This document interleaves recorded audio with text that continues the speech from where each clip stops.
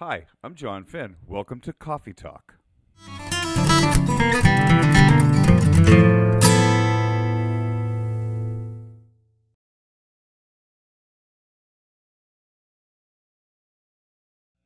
Hi, everyone. I'm Kim Perlak. I'm the chair of the guitar department at Berkeley College of Music, and welcome to another Coffee Talk. Today, we are joined, as usual, by Cheryl Bailey, assistant chair. Hey, Cheryl. Coffee cheers. Coffee cheers. I've got Cheryl's brew, Cheryl's famous espresso, office espresso, executive coffee, like we call it, in my cup. We've got Ian Steed, our senior coordinator. Hey, Ian. Good Hey morning. everybody, Ooh, is that tea? Ian, do you have it tea? is. Yeah, I'm teeing it up. I already There had like you 2 cups today, so go. Yeah, we're in that crunch time. That's right. End of March. Yep. Here we go. And then we've got John Finn, professor of guitar, with us as our special guest today. Hey, John. Hi there. So today, unfortunately, I'm an avid coffee drinker, but at the moment, I've got iced tea, Oh, that's unsweetened, by the way. nice. So That's good. anyway, Yeah, you have to say that when you're talking with people in the South, because up here we just make tea and then you add the sugar. But in the South, when I it comes realized with. they don't do that. The sweet tea, they make it when it's hot. They put the sugar in, so then the sugar melts and it doesn't get on the bottom of your. Wow. It's really brilliant. It's quite Yeah, smart. yeah. I think you're right. There's like a whole thing with like drinks and temperature. Yeah, yeah. And with the sugar, our former president Roger Brown, we were at a conference one time, and he and I snuck in the back, and he showed me how to make a proper sweet tea out of conference supplies, which I thought was like very MacGyver of him. Yes, yes, And that's there's right. honey packets involved, and really hot water, and like there's a timing thing. So Yes, it's a whole different experience than a cold, unsweetened iced tea. yeah, and it's funny that you say that. About 5 or 6 years ago, I did a trip to Casablanca in Morocco, Hmm. and was staying with a couple of guys there, and they explained to me how Americans ruin coffee by making it too hot. And what he was saying was you have to make it hot, but you can't boil it. If you boil it, it ruins the flavor because it burns the coffee beans. So there's the tie-in for coffee. Anyway, so That's fascinating. Okay. yeah, All so right. I learned something in that trip. I like that. Yeah. That's great. That's great. So John, we're going to cover a lot of ground here because a lot of people know you as a rock guitar player. Many other people know you because you've taught at Berkeley for so long. You've been the teacher of many, many teachers Hmm. and players in the world. You also play with the Boston Pops and most recently with the Boston Symphony, Hmm. um, going to Carnegie Hall with them. And so you have that type of experience as well. So you have this breadth of experience across many things. And so we'll get to that. We kind of get in and out of it. Um, but one of the first things that people who are listening are experiencing is like first days at Berkeley, like firsts at Berkeley, first experiences. And I'm wondering if you could think about some of it. Could be a first day when you were a teacher, it could be a first day when you were younger, a first day when you're starting something new, a new project or a new, maybe when you became full time, full professor. But can you think of a first for you and then give us some impressions that you remember about that time? Well, okay, so when uh, it's actually there's like you actually brought up a couple of things. When I first went to Berkeley, I grown up in this little suburb called Westwood, and I didn't realize it at the time, but there was a lot of really good guitar players, in the town I grew up in. Just a lot of music, really strong music program, and and while I was in high school, I kind of got the reputation as sort of being the guy, and of course, at the time, my ego ran away with me about that. So, but by the time I got to Berkeley, my impression of it was okay. I'm going to go to Berkeley College of Music now, and I'm going to show everybody how it's done because I'm just so amazing. So then I got there, and uh, started meeting people and just sort of telling them how great I was, and all, and then and then I met this guitar player, and I just asked him, hey man, you want to sit and jam for a few minutes? And he's like, yeah man, I'd love to. So the guitar player, his name was Jamie Glazer. I don't know if you know who he is, but at the time he was probably one of the strongest student guitar players at Berkeley. After graduated Berkeley, went on to tour with like a lot of major artists. Anyway, he was just such a ridiculously good, like just a monster of a player and a super nice guy. And I knew within about 4 seconds of playing with him that I was so far outclassed it wasn't even funny. And it wasn't he wasn't making it a competition. It was just obvious that I was just way out of my league, trying to function with this guy. So it was like the worst and best experience of my life because he was so nice to me and so encouraging, and it was clear within like 3.5 seconds that I was so far behind the eight ball and I had so much work to do. So, so my ego was just cut to the quick, like immediately. And then every day after that, I just kind of tried to show up and just say, okay, teach me. I'm a beginner. And what's cool, sorry, that's my laptop telling me that there's an issue. I'll turn that off now. But, yeah, so that was my first experience at Berkeley.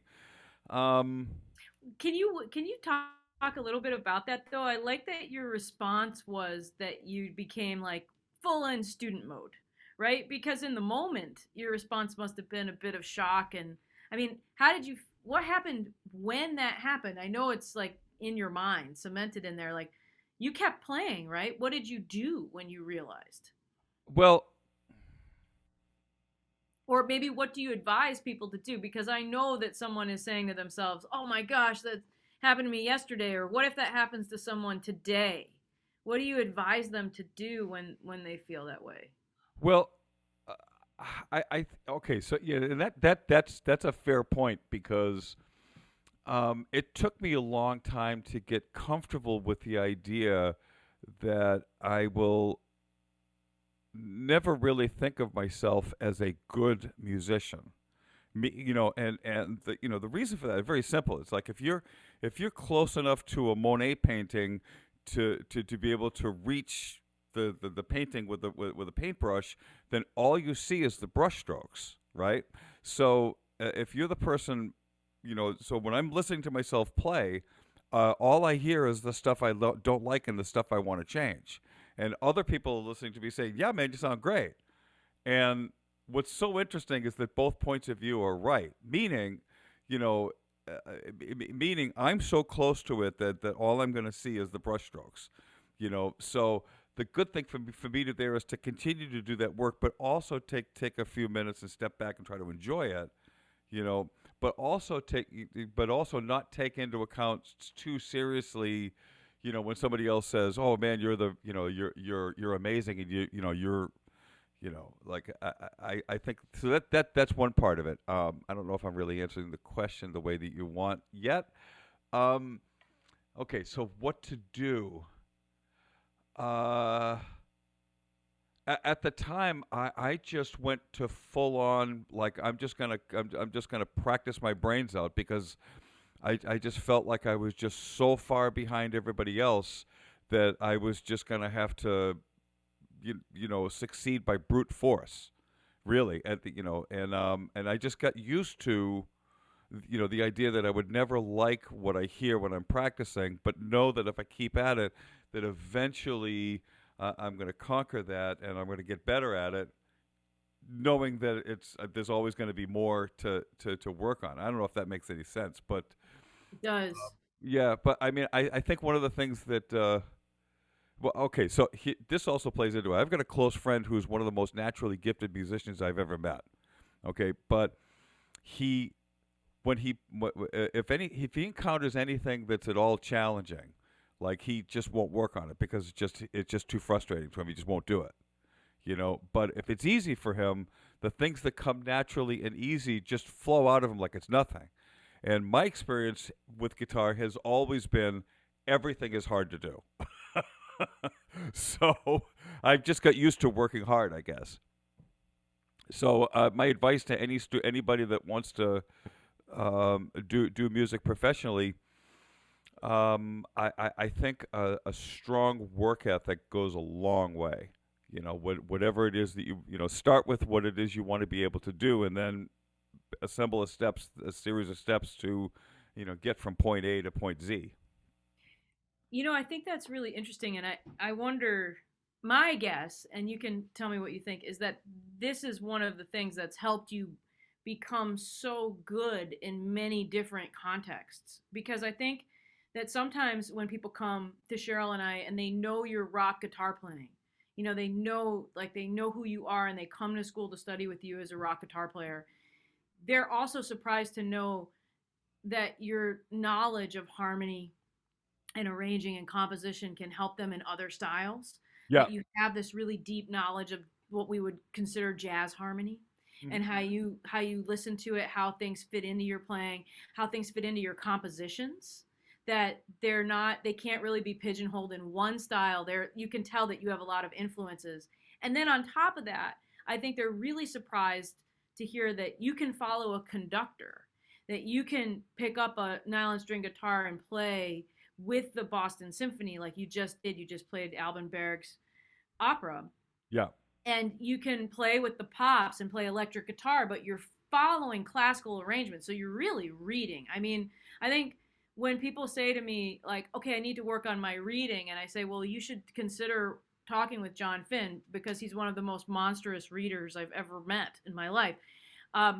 They sometimes will think, like, oh, well, you're a rock guitar player. And so it's like, I think what's interesting is that it seems that your curiosity about music and your work ethic have helped you expand all the things you can do stylistically. Do you think that's one of the things that has helped you do that? Well, yeah, it's okay. So uh, I think the biggest thing that jumps out for me is probably the curiosity. You know, because in my head, what I always think about is one of the reasons why I'm good at a lot of different things really has to do with a short attention span. I'm like I'll practice things up to a certain point, and then I just become interested in something else. And the truth is, um, I might be a good reader in what most guitar players may consider a good reader, but I've worked with the symphony players, a lot.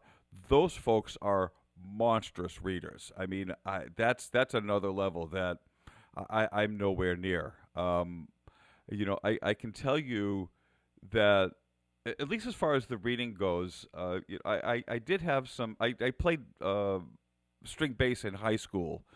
So I played in the orchestra. It was only because they had a string bass and they didn't have anybody to play it, and I wanted to play in the orchestra. So I just kind of said, "Well, I'll give it a whirl." And I wasn't very good, but I did learn how to read and follow a conductor in that setting.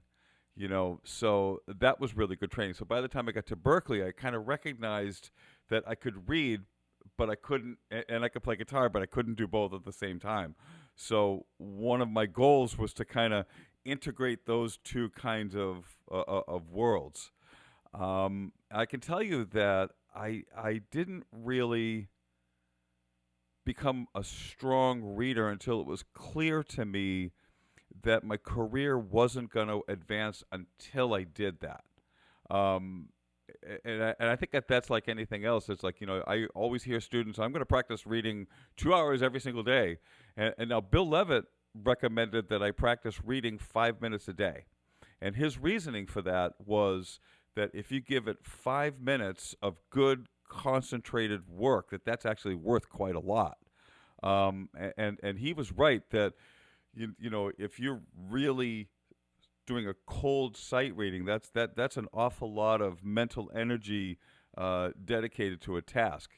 That's one of the things I think that gets missed a lot when people watch musicians read, is you'll see them be kind of still with with either the French horn or the oboe or whatever, and they're just kind of doesn't look like they're doing a lot, but mentally there's a lot going on, so that so just being exposed to that word I think really helped me with just getting better at that because it's just a model that you can kind of aspire to. It's interesting that you say that because I learn a lot by watching people go through their process. Yeah. And we had a chance, you and I, to sit together, and you had some pieces. You had a Pizzola piece you were looking at, and you were looking at the opera, and just watching the way that you went through the score and Yeah. looked at it, and because it wasn't just that you were assessing like what is this note and where does it go. You were stepping back and looking at the whole picture and seeing like where does this picture fit, like where do these gestures fit on the instrument. Right. But then also for the Berg, it was like what's going on all around me, because Yes. there's going to be these moments, and these moments could be an hour where you sit and you don't do anything. And then, so, when we were talking about it later, like linking up with the tuba player, like realizing, like, oh, that is the guy that's going to give me my note when I come in. And just having that sense where you can sit there confidently and not freak out Right. because you have enough. It is really leading with curiosity in the beginning, because you're not just saying like, okay, where can I put this on this grid of the fretboard to make it sound good, but also like what's happening around me so I know when to play. Right. And with a piece like that, the entire piece is about an hour and a half, I think. Hmm. So I mean, it doesn't matter if you know the music if you don't know when it comes, because if you don't know when to come in, it's I mean there's a great old TV commercial where where this man and a woman are sitting across from each other at a restaurant, and she turns to him. She's got these loving eyes. She goes, "I love you," and then she looks at him, and he like staring back at her, and then staring back at her. And finally, her face falls, and she gets up and she leaves. And then after she leaves, he goes, "I love you too." And then the caption underneath it is "Timing is everything." So I mean that's a pretty good illustration, I think. And it's funny that you mentioned the tuba player. When we got to Carnegie Hall, the guy who normally plays a tuba for Boston Symphony Orchestra wasn't able to play that show. I don't know what happened. Maybe he was ill or something. I'm not sure, but when we got to the concert, I learned that the tuba player who plays for the New York Metropolitan Opera was going to come in and sub for that, for this performance, which is a little scary because it's an hour and a half's worth of music, and he's more or less sight reading, where the other guy, who was a world class tuba player, had been preparing this piece for over a month. Mm-hmm. So, and the guy that came in, I still don't know his name, but he did an incredible job. But it was really scary for me because, as you were saying earlier, a lot of the guitar parts were lined up in some points with the guitar with the tuba. Like there's a couple of places where the tuba would go boom boom boom boom, and then I would play a chord like immediately after. So I would just kind of wait for the tuba lick and then play the chord, right? So now here's a guy who's like sight reading, and he's doing a great job, but it's now, I'm like kind of going, okay, is he gonna get it? Is he gonna get it? So Right. he Yeah. he did great.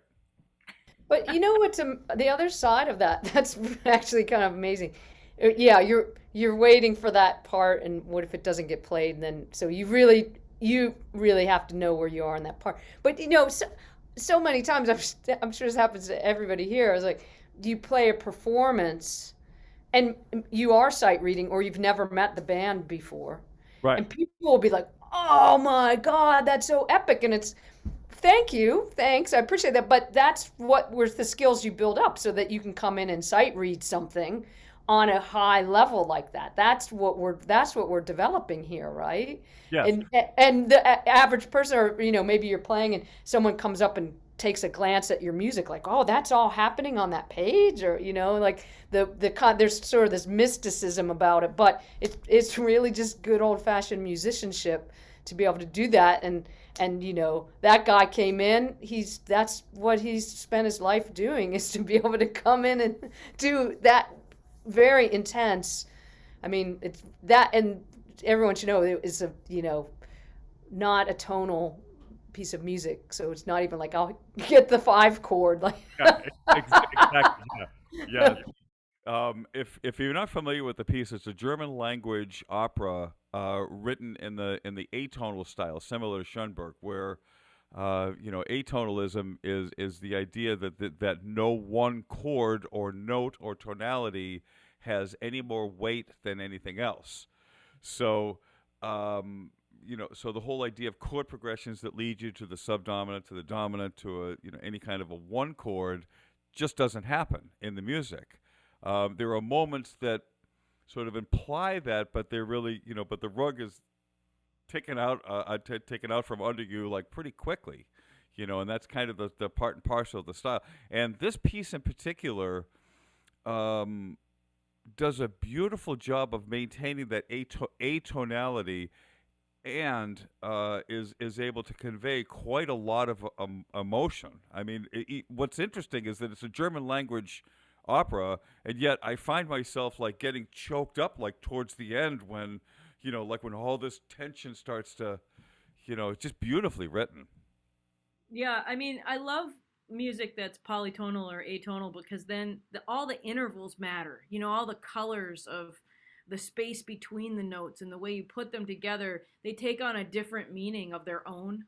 Yes. And I love the possibilities with that. And the other part about it that's interesting, like when you're, which leads me to my next question, is when you're playing with the symphony, it's also like you have to play what is written. There's not like an improvisation option for the most part. Like you've got to play your part.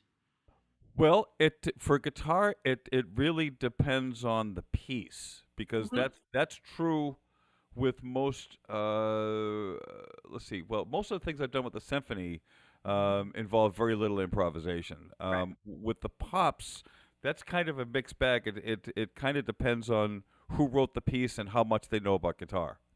Right. And so I guess that brings me to my next question, which is even in the symphony context, depending on if you're with the symphony or the pops, and then when you move out of that, you've had to find a way to figure out like what kind of sensibilities to playing and the way that you present yourself work for those situations. Like I have another friend who goes back and forth between classical music and popular styles, and he calls it like code switching almost. Like, Right. how do you present yourself? How do you play? Like, what is your tone like? Like, what is it? How did you develop that? Like, I mean, obviously you're looking at what's being called for, but you've become very known, really, and very good at going Oh. back and forth stylistically.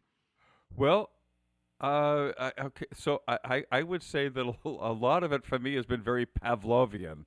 I'll give you an example. Like one of the first recording sessions I did with one of the first experiences I did with the Boston Pops was a recording, and I'm trying to think. Like the first piece I played with them, I think I had to wait like maybe 45 bars, and then just play an A minor chord, at the beginning of bar 46 or something like that. So it wasn't like it was hard, but I just had to get the chord on the downbeat. So, so I'm watching Keith, and he's counting 4, and I'm like, 43, 2, 3, 4, 44, 2, 3, 45. Okay, here comes the 3, 4, 46, and I play the downbeat on 46, and I am like a fraction of a second ahead of everybody else, and there was like 100 pairs of eyes looking back at me, going, "Oh, there's the rookie. Here's his first day." Right. So, so of course they stopped the recording and said, "Okay, John, you're a little bit early." And I very quickly learned that in a symphony, the conductor gives the downbeat, and the beat literally washes across the orchestra, and you have to, as a guitar player, your tone has a very sharp attack compared to other instruments. So you kind of have to wait for the note to kind of balloon in, and then you hit kind of in the middle of that. So your concept of time becomes, I would call it, much wider with that situation. But again, it's if you're in the situation, it's obvious to you. I can sit here and tell stories all day, but like when you actually experience it for yourself, it's like, oh, okay, I know Yeah, what to do now. that is totally true. I remember the first time I experienced that playing with string and wind players. Like we really hit the beat on the beat. Like we like it's so fast, and they can't do that. They because they have to. When you think about it, you have to start the bow or you have to start your breath. Right. And if there's 100 of them, now you're really early. Well, And not only that, but I also learned that in string sections that you break etiquette if you're not the concert master and you play ahead of the concert master. So the violins are always looking at the bow of the concert master and trying to play just slightly after where they play. Because it's bad etiquette to play in front of the concert master. So that exacerbates that. So what's interesting is that modern orchestra conductors know this. In fact, Keith Lockhart actually has a technique that he does where what he'll do is he'll give a slight motion up here. No, I'm sorry. He'll give the downbeat and then he'll give like a slight up motion right afterwards. And his reasoning for that is that this is for the strings and that's for the percussion. So if he's going 2, 3, 4, he'll go 1, 2, 3, 4, and so the percussionists are following his slight up motion. Which actually kind of helps with getting the timing a little bit more precise. wow, There's a yeah, lot of little things like that. yeah. That's So really fascinating that like you would have such a sophisticated sense of time to be able to hear that in your head, right? Exactly. Like um you know uh the former chair of the ear training department was on this podcast, and he said something really similar that like when he wrote something, someone said, I can tell what you hear by looking at what you wrote.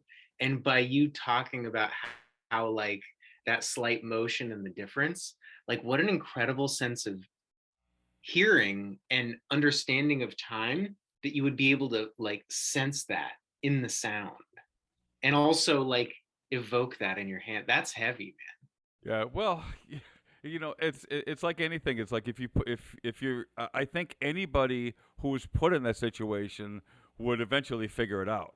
And I think I was just lucky enough that I was given enough opportunities to do it wrong that I eventually figured out how to almost get it right. right, because in a way, it's like what we're talking about with that style. It's absolutely required. Like it Yeah, has to be precise. There's no. It's just like it's not like, oh, if you're great at it, you do it this way. It's like no, that is actually the requirement of the music. That's what the music needs is that's that's precision. That's true. And also with the pops, one of the things that they do that most people don't realize is that when they rehearse a piece, like if they're doing a piece in a concert, we will run it down once at rehearsal, and that's it. And what happens is we'll play the piece down, and then Keith will typically just kind of make a few comments about what he wants to be different, and then you're just expected to have it together that night. Wow. Yeah. So there's no repeating it 6 or 7 times the way, the way a smaller band would, and a lot of it is just because of expense. It's expensive to rehearse them. Right. That's right. When I was a kid, like Boston Symphony in the summer resides at Tanglewood, and I grew up near Tanglewood. Yeah, And they had like a dress rehearsal on Sunday mornings, and or Saturday mornings for the Sunday show or something like that. yeah. And that's when and they're just gonna run through. And it was Seiji Ozawa at the time when I was a kid, and he would wear like a lot of linen, and he would be dancing around, and they were just doing that like for fun. But all the kids, you could come up on this, you could come right up, like if you were little kids, and he loved it. Like you couldn't get on there with them, but you could get right up. Right. to it, and watching everybody just in that mode of being precise but looking really casual about it. Like being in like shorts and t-shirts and jeans and stuff was like, I think that was the most powerful musical experience for me, was like, this is just what these people do. Yes. It just becomes like part of your intuition. All of these things we're talking about. This is what we do. I thought that was unbelievably Yeah. powerful. The folks who were the contract players for the Boston Symphony are some of the hardest working musicians I've ever encountered. And it's the thing that's important to remember. One of the things that I learned, is I would watch them play a symphony concert, and I would look at the looks in their faces, and some of them would just kind of look bored. Right. And I realized after working with them, it's not boredom, it's exhaustion. Yeah. Like they work a lot.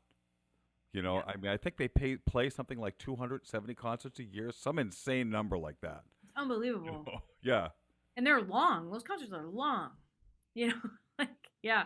And they're not all the greatest hits either. They're playing a No. lot of new stuff, all Yes. the time. It's amazing. So for you, when you must have a certain approach to your sound and your tone, given what the demands are of your pops and your symphony playing.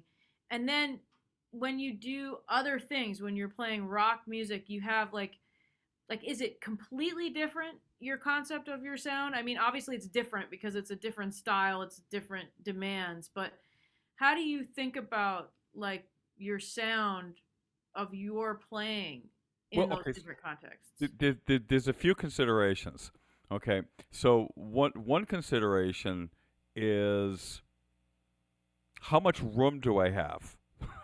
Okay, because there are some concerts. There's been I show up to some gigs, and they give you like a postage stamp worth of stage real estate to be able to be able to occupy, and if you carry more than that, there just isn't room for it.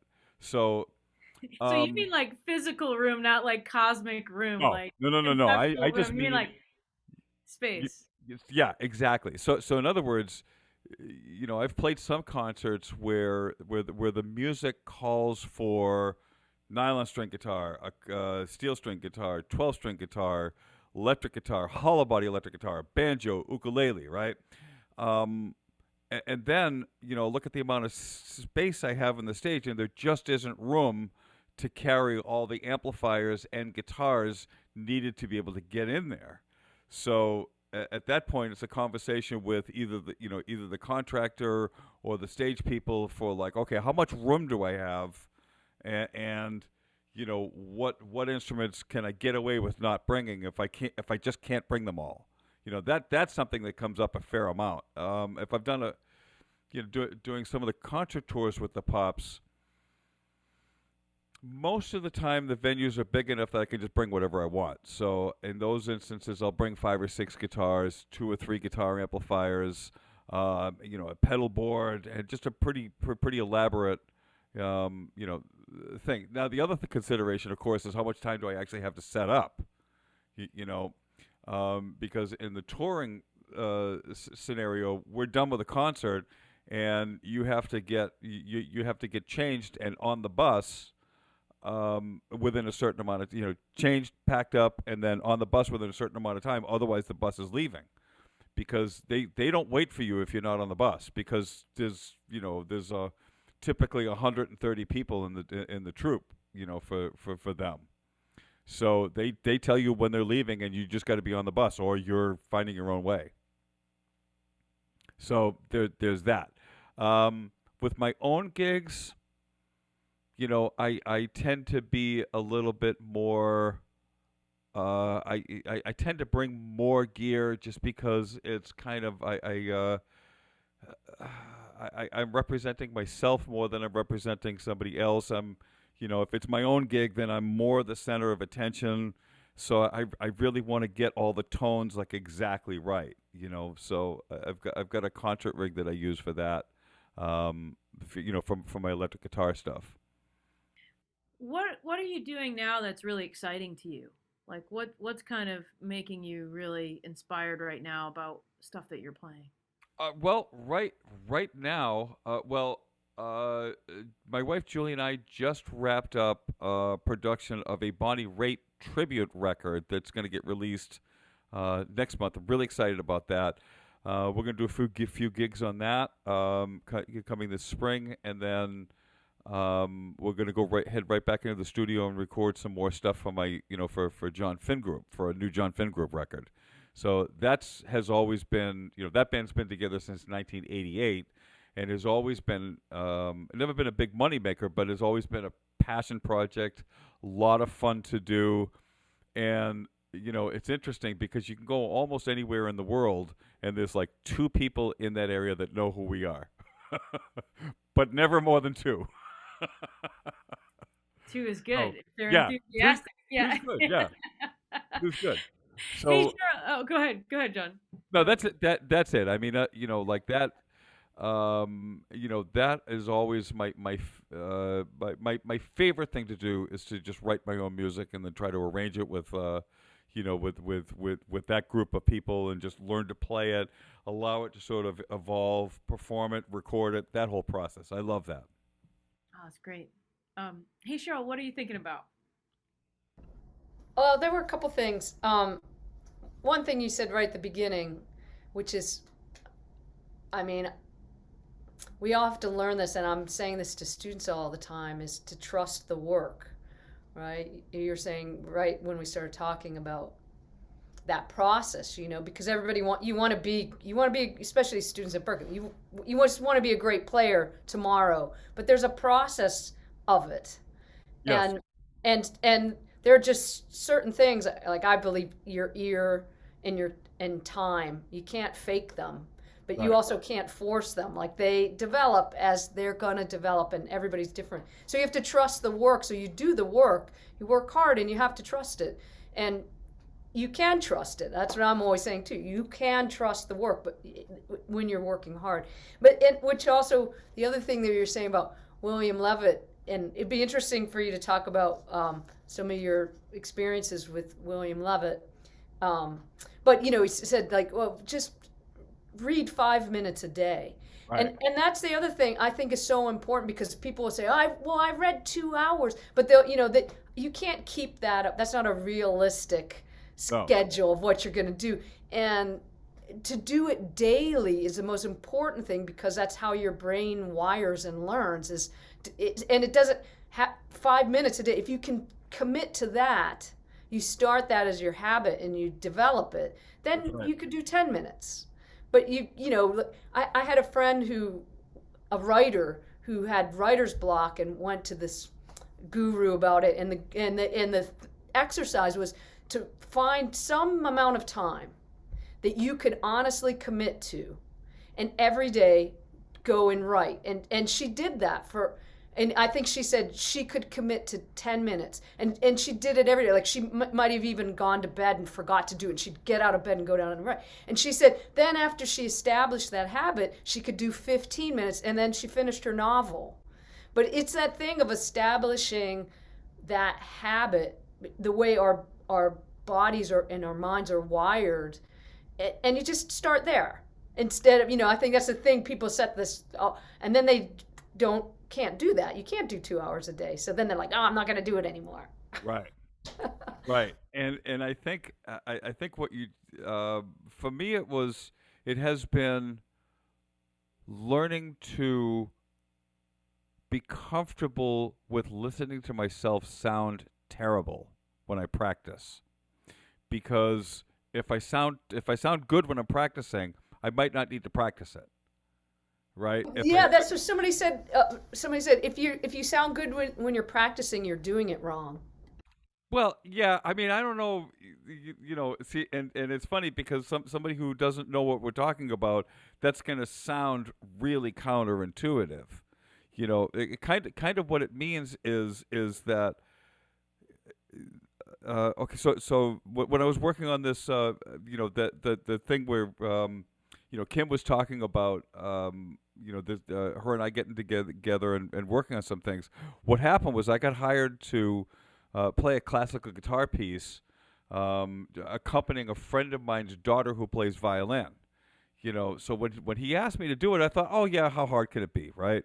And then, and of course I was utterly proved wrong. Like I looked at the music and just very quickly realized that this was much more than I thought I was actually, So I mean, the truth is, I, I went to Kim and went, ah, help, and she just kind of talked me away from the cliff and said, okay, well, here are some of the things that you could look at, you know, but in the beginning, I was just practicing it and just not getting anywhere with that, and that's really uncomfortable, and I think the best advice that Kim gave me was, she told me to stop thinking of it like a classical guitar piece and think of it more like the kind of tune that you would play in a club and try to hear it that way.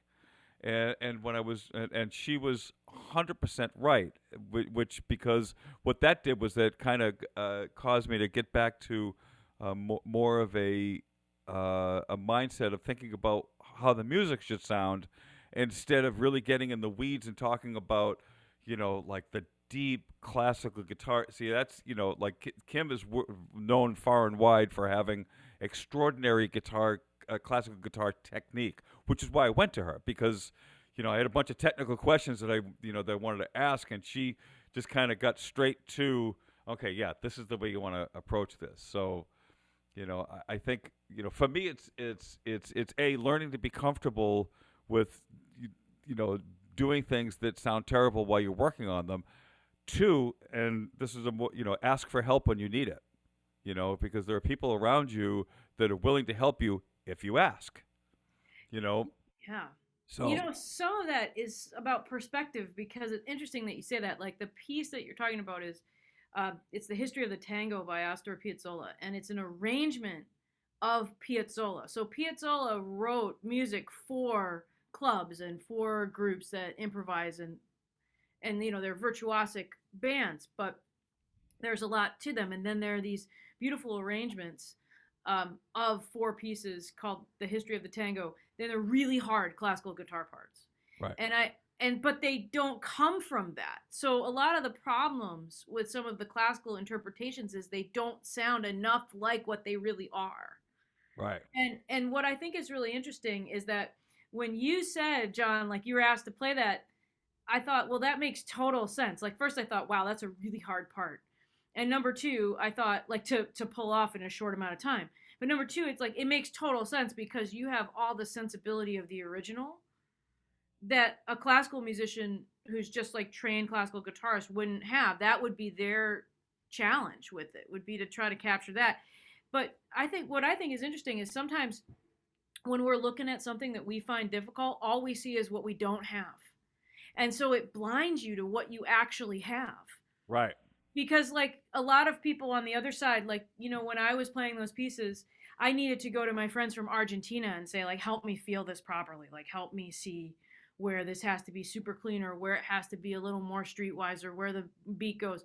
But it took a minute to be able to ask them, right, because I knew I had the chops and I could read to play the thing, but I felt embarrassed that I didn't know, like, what the sensibility of the original was like. And then they were saying, well, how would you know, though? You grew up in Western Massachusetts, like, you guys, you weren't really steeped in that, right? How would you know?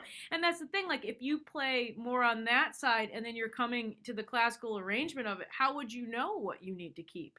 right. And I think it's good to remember that it's really normal to see what you don't have, and then if you ask for help, sometimes what you get is perspective that you have more than you think. And that was true to some degree. In my case, preparing for this concert, but at the same time, it was just enormously helpful to to just kind of sit with somebody else and have them watch me do what I do and have the expertise to point out a bunch of things that I hadn't thought about. So, and also have the courage to do that too. I think it's surprising sometimes to younger players that we're all doing that. We're 20 years older than them, or 30 years older than them, or more years older than them, And it's hard for them to imagine that, yeah, you know what, you don't get to the point really where you don't have to do that if you're doing new things. Bill Levitt once said to me that he was like in his late 70s at the time when he said it. He told me that he felt more like a beginner now, or at the time, than he did when he started. And that at the time, you know, I it was very hard for me to wrap my head around that possibility because he was the chair of the guitar department. He'd written those all those modern method guitar books, and you know he was running the guitar department at the time pretty much with an iron fist, from what I could see. Um, and you know, so for him to say something like that, it was just like, okay, I can't.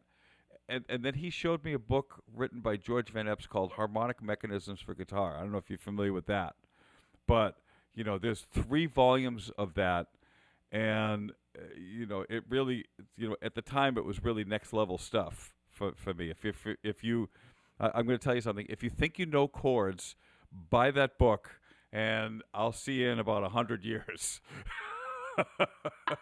It's a ridiculous. It's a ridiculous book.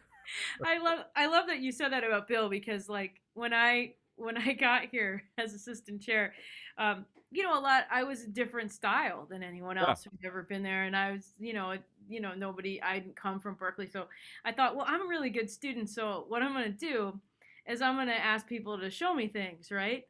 And which sounded like a great idea to me because I really do want to learn about things. But then I would get to these like hangs or lessons, and then there's this part of me that was like, oh my God, what are you doing? What are you doing? You're supposed to be the assistant chair. Like, you're just going from room to room, showing people that you have no idea what you're doing. And there would be these moments where, when someone shows you something and you're like, oh my God, like, I've never thought about that before. And then, you get that fight or flight thing. And then I'd Yeah. have to tell myself, like, you cannot run away. You have a job title. Like, you can't run away. You have to stay here and Yeah, work it out. Like, but you know, everybody knew that that's what you were doing. You right. know what I mean? So Yeah. so I don't think anybody. I mean, I understand how that thought goes off in your head. You know, because we all have that. You know, there's a great Far Side cartoon where there's this elephant holding a flute in the middle of a symphony orchestra, and he's like, his thought bubble is saying, "What am I doing here? I don't play flute." I love that. Yeah, it's all good in theory. I think it's good to know that it's gonna feel uncomfortable. Yeah, yeah, I played with one of our colleagues, and we did a lesson. We each taught each other, and then it was like a month later where we realized that we each had gone home to our respective homes and cried, right, like right. because it's like, So I think it's okay. Like, I think it's a good message to send out there that you're always going to feel uncomfortable when you don't know something, but that's how you grow. You just keep growing that way, right? That's right. Yeah, the growth is just outside your comfort zone. That's right. Right. Ian, this sounds like a good time for you to hop in and ask a question. Yes. So here's the thing that we ask everybody on this podcast, Okay. which is, what is like a question that a student should be asking that they might not think to ask, or something that they should be thinking about that they might not even have on their radar? That's a good question. I think you know, Berkeley College of Music is one of the most comprehensive music education institutions in the world, as far as I can tell. I mean, there's just about anything musical related, with few exceptions, if you think about it, are pretty well represented across the board. So that means that as a student, you open up the course we're offering brochure, and you just start to realize that there's like all this stuff that you could learn about. So, I mean, I know for myself, I kind of went down a rabbit hole for a minute where it's like, oh, I want that, and oh, I want that, and oh, I want that, and oh, I want that. And only to later realize that those courses I was interested in really weren't going to help my career very much at all. It was just something I was interested in. So to answer your question directly, I the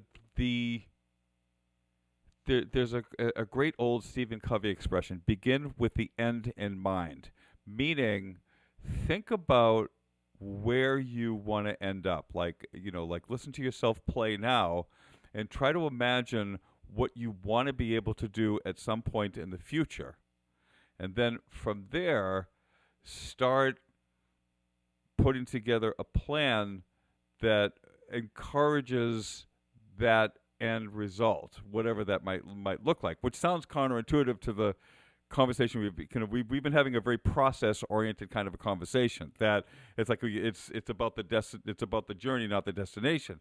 At the same time, if you're in the middle of the ocean, and if your ship doesn't have have a rudder, then then you're at the mercy of the current and the way and the wind. And the world is going to push you wherever it wants you to go. So at some point, I think it's important to kind of say, well, I don't know how things are going to end up, but I want to go this direction. Because if you're headed for Europe in a ship, you don't want to wind up in Greenland because it's very cold there. and the, and oh, by the way, there's a city in Greenland that has a prison system that when you serve a prison sentence, you show up in the morning and you spend the day in jail and then you go home. And the reason why they do that is because if you don't serve the prison sentence, they turn you out into the wild, where if you're turned out into the wild, you're eaten by polar bears. So, so the moral of the story is don't wind up in Greenland. That's set your rudder. Yeah. I like that. Thank you. So alongside that question, one of our department award winners this year, Anna Wilson, asked this great question in my class the other day. So I'm going to ask you. She said, what is something that is misunderstood by Berkeley guitar students?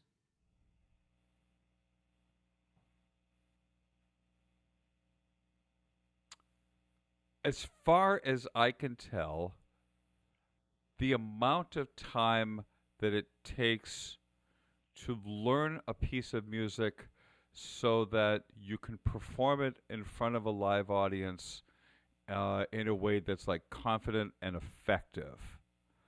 There are so many. I know so many guitar players who were really, really talented and have an awful lot of ability, but the younger ones sometimes often seem to overestimate their own abilities to be able to play a piece of music, and underestimate the amount of time it takes to really sort of integrate it, to a way where if somebody asks you to perform it live, you could just do it and it sounds right. Yeah, I think that's right. I just played in a classical guitar quartet, and I used to do that kind of stuff a lot, and now I do it a little less frequently. And what we always said was like, you learn the part and then you play it 1,000 times. Right. And then it's like, then it doesn't matter what's happening. Your hands will just go. Right. Yeah. That's right. Interesting.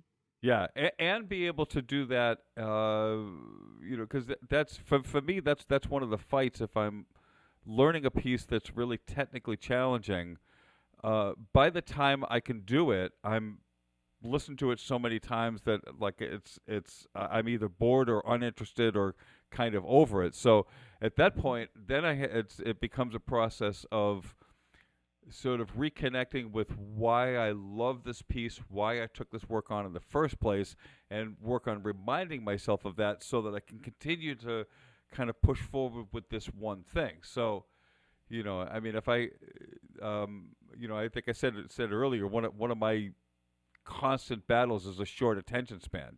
So that's. But it's like as soon as you realize, anything like that about yourself, you just find ways to cope with it too.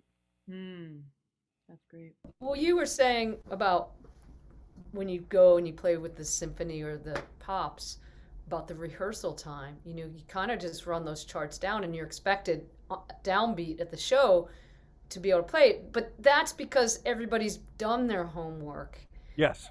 and really you're going there, and well, at least in my experience, but sometimes a bad rehearsal is a great gig because it's just putting you on point on those things that you need Right. to for the performance. But you're not there to work out the piece. That's right. You're, you know what I mean? And that's the other part of it is when you have that kind of practice um, schedule and protocols that everyone who's showing up there is already has that piece Yeah, together. that's right. Yeah, everybody's done their homework ahead of time, and it's the rehearsal process is simply isn't me learning how to play my part, but us learning how to play our parts together. I think that's so important. I think it's so important. And that's a big transition moment. Like, it's Yes. not like we get a bunch of beers and we hang out and learn our parts together. It's like, no, no, no. You come basically to perform the piece together at the rehearsal and Yes. then talk about how you might want to change things or develop them. Yeah, but see again, it's like that's a totally different culture than like I don't know if any of you saw saw the documentary of the Beatles Get Back, and that's like the polar opposite end of the spectrum. They would come in with these sort of rough ideas, and just through brute force of hanging out together for hours and hours and hours and hours, these beautiful tunes would sort of emerge from all of that work. You know, Right, because they're writing together. And yes, I'm in groups like that too, and that's really fun. yes. But then you have to do a lot of practice on your own too, so that you have Well, those chops together too, right? And well, you have you to have have to. some confidence. Yeah, you have to show up with ideas, Hmm. and you have to show up with approaches that that encourage that kind of creativity. Right. So I mean that was but again, it's an entirely different. What's so cool about that is that how different that approach is, versus what a symphony orchestra does, but yet it's equally effective, but gets very different results. That's right. And same thing with like like if in the jazz world, if you get called to go play a gig, playing standards, if there's a rehearsal, it's only about who's gonna what tunes, what keys, what kind of feels. Is there anything specific?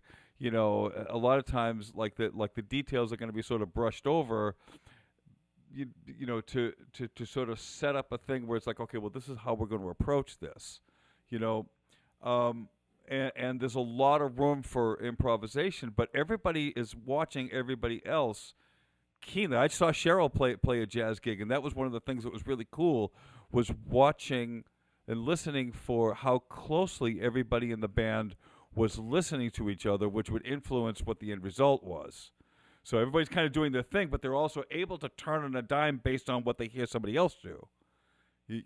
Which is really, it's the greatest thing to watch. Cheryl, what's on your mind as we're coming to the end of the coffee today? That this was really it was great to hang out with you, John, and talk about this process, and I it's going to be great for all the students to really hear this because they see the end result, but to really know what goes into getting to that end result, that there's a process, and so thanks for sharing all that. you know it's good You're stuff. welcome. We are so lucky that we get to that we get to be musicians.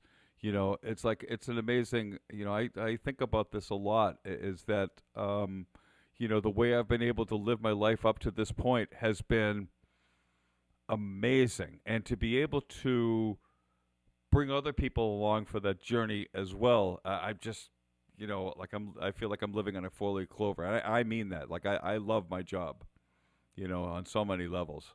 So thank you thank you guys for, doing what you do. If folks, if you don't know this, Ian is does such a great job keeping like he's the guy under the hood of the race car making the engine run smoothly, you know, and Cheryl and Kim are the ones that are sort of deciding, what kind of tires to use on the race car, like picking the colors, picking the driver, picking the courses and the races.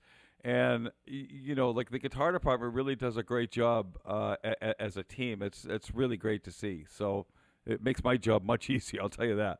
So thank you. You're welcome. Well, thank you. You make it easier. You make it easy when you're a great driver. Like. Ian, what about you? What's on your mind?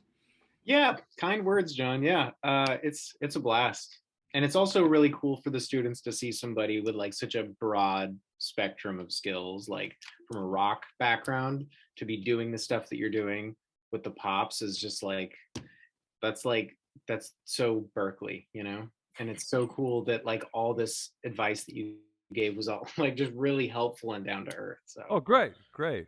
Well, good. Well, that's always the hope. I mean, there's a lot of people. There's been a lot of people in my path who have been super helpful. So, it's important to give back too. Cool. Yeah. Well, thank you, John. Thank you, Cheryl. Thank you, Ian. Coffee cheers to you, and coffee cheers to you listening. And we'll see you next time on the next Coffee Talk.